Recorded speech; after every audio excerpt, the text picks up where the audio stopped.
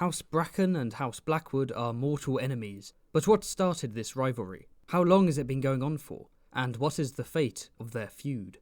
This is the animated history of House Bracken and House Blackwood. The Brackens are the lords of Stonehenge and sworn vassals of House Tully. Their sigil boasts a red stallion upon a golden escutcheon on a brown field. The Blackwoods are the lords of Raventree Hall, and their sigil boasts a flock of black ravens on a scarlet field, surrounding a dead white weirwood upon a black escutcheon. Neither of their house mottos are known, but we do know that both houses are descended from the first men. The Brackens claim to have been kings of the Riverlands during the Age of Heroes, thousands of years before the events of the Game of Thrones books. They ruled the Red Fork River until they were usurped by their treacherous vassals, House Blackwood. The Blackwood story, however, is different. They claim to have ruled the Wolfwoods in the north, before being driven south by the Stark Kings of Winter, a story that's backed up by runes translated by Maester Barnaby. After fleeing to the Riverlands, it is they who became kings, until their rivals, petty horse lords with the name Bracken, betrayed and usurped them after hiring sellswords. We don't know which of these stories is the truth. Although this historic feud is bitter and legendary, these old god worshippers actually forged an alliance against the Andal invasion and their blasphemous faith of the Seven. These First Men forces, however, were shattered at the Battle of the Bitter River, supposedly by 777 Andal knights who had been blessed by 7 septons, worshipping the 7 gods. How convenient. But why did this alliance not break the feud? The answer is simple. Along with their own specific dynastic myths, these houses have long been divided on matters of faith and land. The Brackens eventually converted to the faith of the Seven, while the Blackwoods continued to worship their old gods in their sacred godswood. As part of their personal tradition, they liked to nail copper pennies to the white trunk of their tree. But when this weirwood tree died, the Blackwoods blamed their foes for poisoning it. But it is worth noting that nails and copper can slowly kill trees, so perhaps this is a self-inflicted tragedy projected onto their rivals.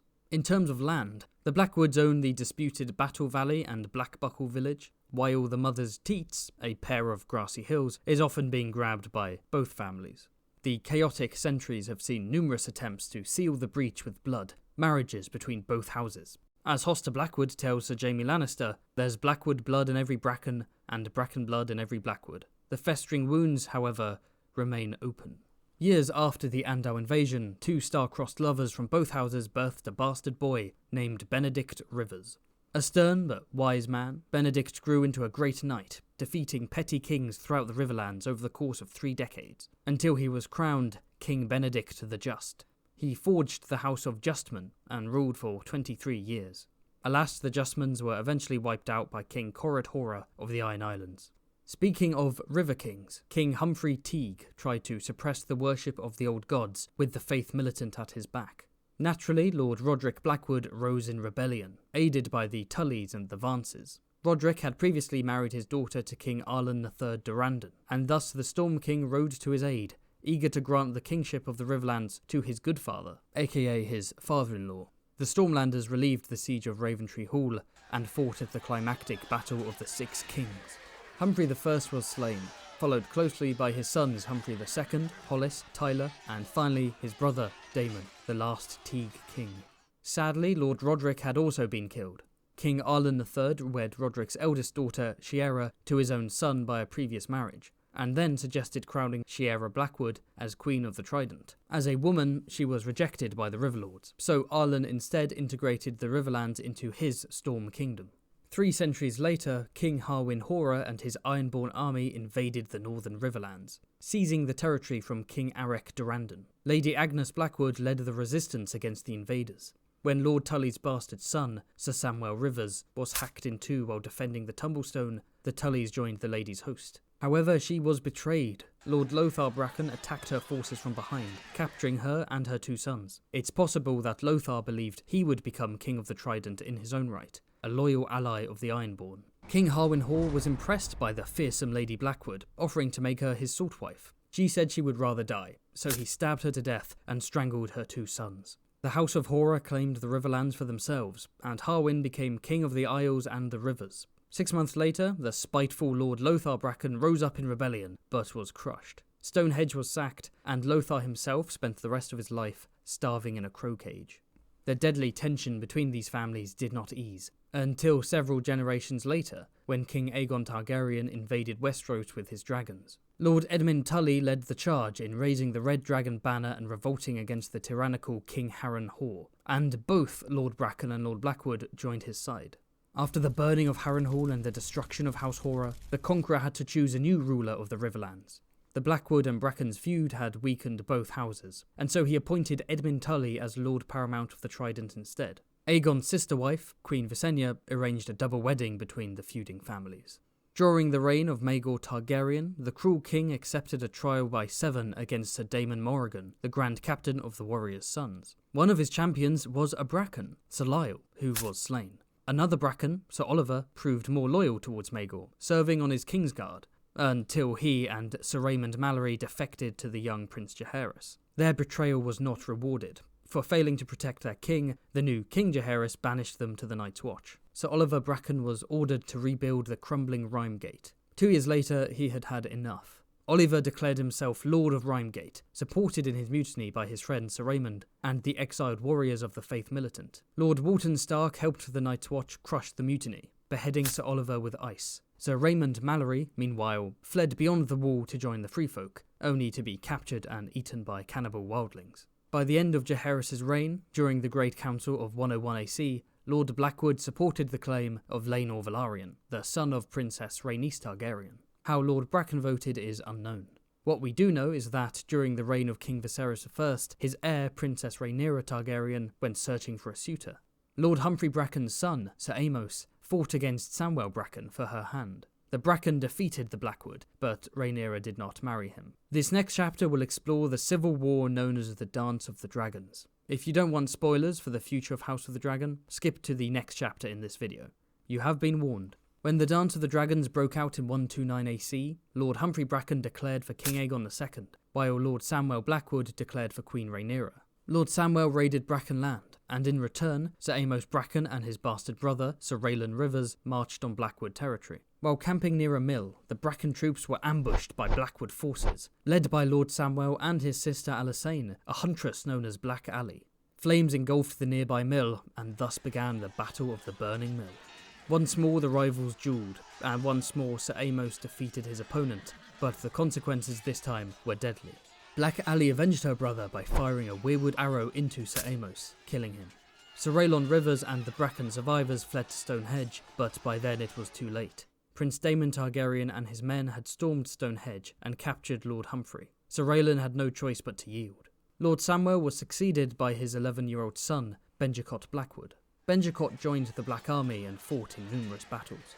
Joining him on the campaign was his bastard relative, the famous archer Red Rob Rivers, as well as his sister Alysanne.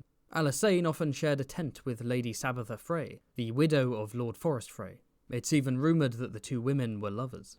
Though the child lord became known as Bloody Ben, he was still ultimately a child. It is said that he wept when he saw the masses of dead following the battle by the lakeshore.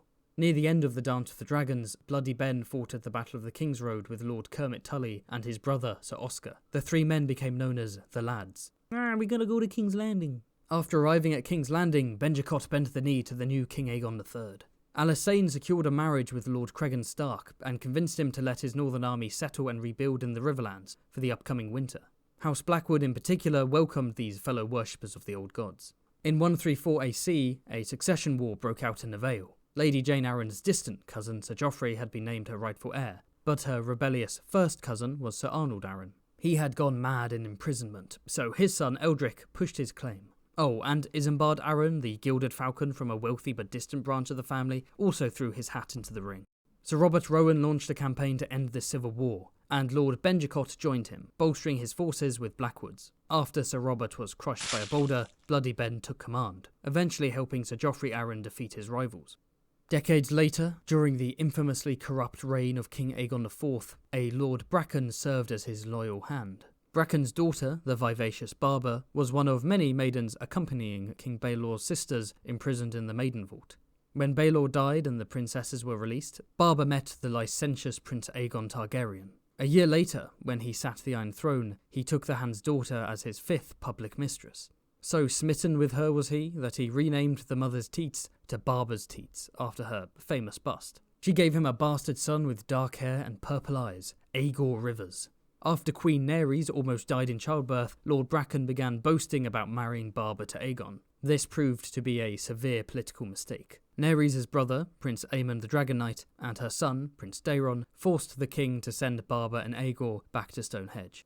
Aegon quickly took the willowy Melissa Blackwood as his new mistress, a modest woman who was well liked at court. She became friends with Queen Daenerys and Prince Daeron, and gave the king 3 bastard children, Maya, Gwenys, and Brynden, an albino with a dark red birthmark in the shape of a raven. When Barba once japed about Missy's flat chest, King Aegon spitefully renamed Barba's teats to Missy's teats, and officially granted the land to the Blackwoods. To this day, each house has a different name for these hills. Lord Bracken and his daughter Lady Barba had a change of strategy. They groomed Barba's younger sister, Bethany, to become Aegon's new mistress. The scheming succeeded, and the young woman caught the king's eye when he visited Stonehenge to see Aegor Rivers. To Lord Bracken's joy, Aegon brought Bethany back to court with him, setting aside Missy and naming Bethany his 7th mistress. But by now, Aegon was fat of body and foul of temper, and so Bethany found comfort in the bed of Sir Terence Toyne of the Kingsguard. When Aegon himself found them a bed, he ordered Terence's torture, before executing Bethany and her lord father. Despite Melissa Blackwood being sent away, her bastard son Brynden was able to maintain close relations at court, becoming loyal to the future King Daeron II. Brynden Bloodraven developed a fierce rivalry with his half-brother, Aegor Bittersteel, not least because of their affection for the same woman, their half-sister, Shiera Seastar. Bloodraven would go on to serve House Targaryen, becoming Master of Whisperers and Hand of the King, before being exiled to the Wall by Aegon V, where he rose to become Lord Commander of the Night's Watch, and finally, a prophetic tree. Meanwhile, Bittersteel went on to serve House Blackfyre, founding the Golden Company and supporting 3 Blackfyre kings, Daemon I of the First Rebellion, Haegon I of the Third Rebellion, and Daemon III of the Fourth Rebellion. Bittersteel was eventually slain in battle in Essos. Twice the powerful rivals clashed steel on the battlefield, but you can find out more about them in my Blackfyre Rebellions video. During the first Blackfyre Rebellion in 196 AC, House Bracken sided with King Daemon I, and while we don't know for certain, it's likely that House Blackwood sided with King Daeron II Targaryen. Lord Bracken was sent to Myr to hire crossbowmen, but storms delayed his arrival, and he was unable to aid his king in time. It is unknown whether the Bracken supported any of the following Blackfyre Rebellions.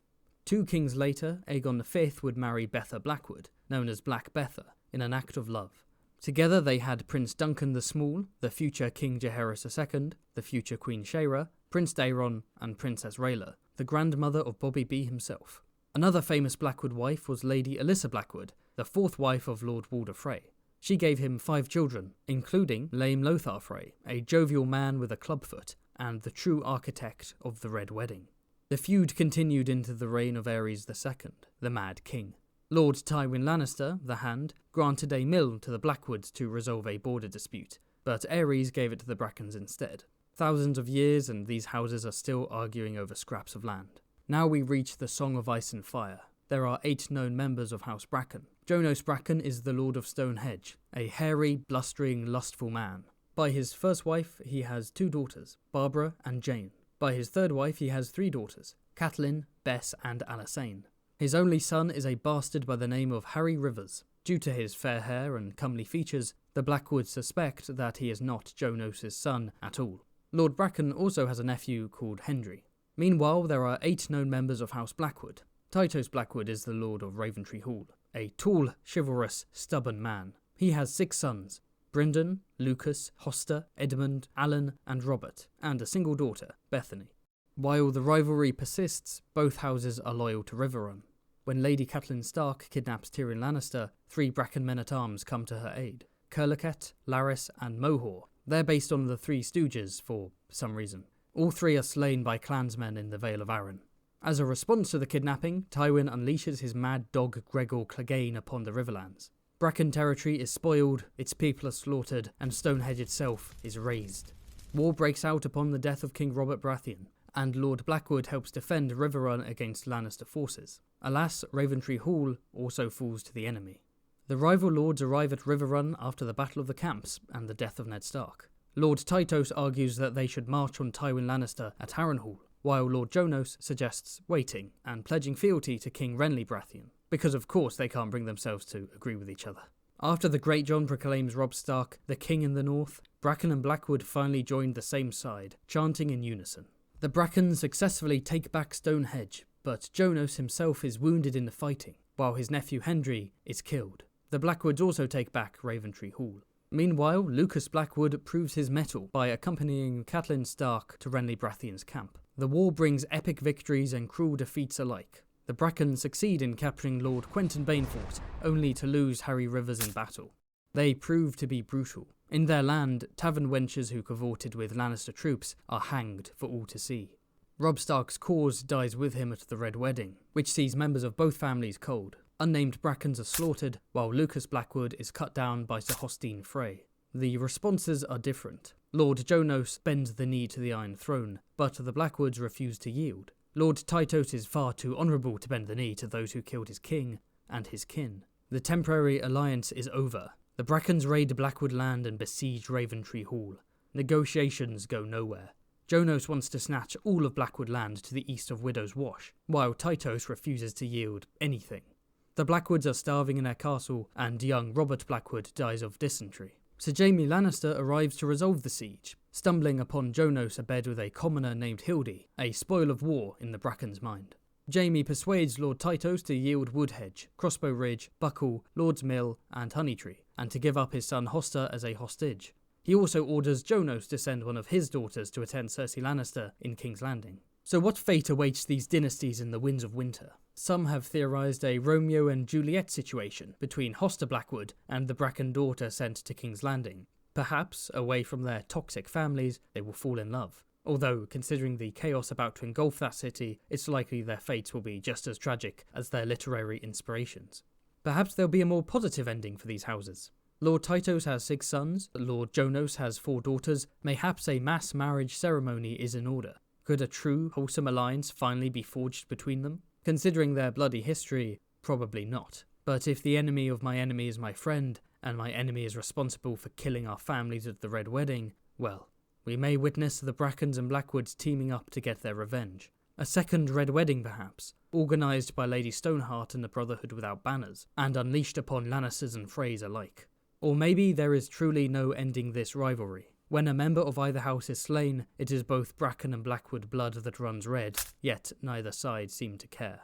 The cycle of hatred is a vicious one, and this feud, like many feuds throughout history, is as pointless as the violence it inspires. Thanks for watching.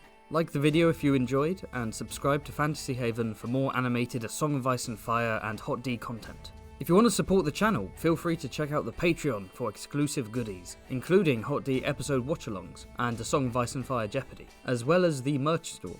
Get yourself a cheeky mug or something. If you'd like to learn about the real blood and cheese, check out this video. Special thanks to all of my patrons, including Alex, Andre, Boombler, Caden, Colshot, Devcole, and Loopsie. See you next time.